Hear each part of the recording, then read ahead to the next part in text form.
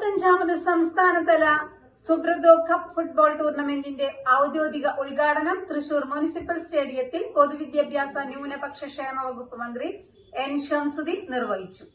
65ാമത് സംസ്ഥാനതല Subroto cup football ടൂർണമെന്റിന്റെ ഔദ്യോഗിക ഉദ്ഘാടനം തൃശൂർ മുനിസിപ്പൽ സ്റ്റേഡിയത്തിൽ പൊതുവിദ്യാഭ്യാസ ന്യൂനപക്ഷ ക്ഷേമ വകുപ്പ് മന്ത്രി എൻ ഷംസുദ്ദീൻ നിർവഹിച്ചു. പൊതുസമൂഹത്തിലെയും കുട്ടികളിലെയും ഫുട്ബോൾ താൽപര്യങ്ങളെ മുൻനിർത്തി വിദ്യാഭ്യാസ വകുപ്പ് ആവിഷ്കരിച്ച 1 മില്യൺ തൂഫാൻ ഗോൾ പദ്ധതി വൻ വിജയമായതായും മന്ത്രി പറഞ്ഞു.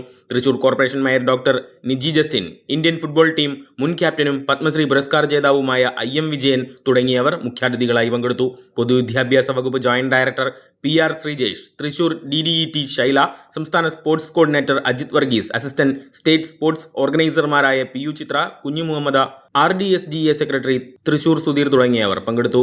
സംസ്ഥാനതല സുബ്രതോ കപ്പ് ഫുട്ബോൾ ടൂർണമെന്റിൽ സംസ്ഥാനത്തിന്റെ വിവിധ സ്കൂളുകളിൽ നിന്നുള്ള Under 15 boys, Under 17 girls, Under 17 girls school ടീമുകളാണ് മത്സരിക്കുന്നത്.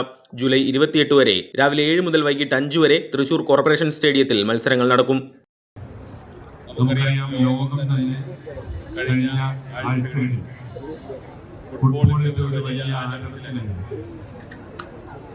ഇവിടെ കേരളത്തെ സംബന്ധിച്ചിടത്തോളം ഓരോ പ്രദേശത്തിൽ ചെല്ലുമ്പോഴും തൊട്ടടുത്ത പട്ടണത്തിലാണോ ഈ മത്സരം നടക്കുന്നത് എന്ന് തോന്നിപ്പോകും.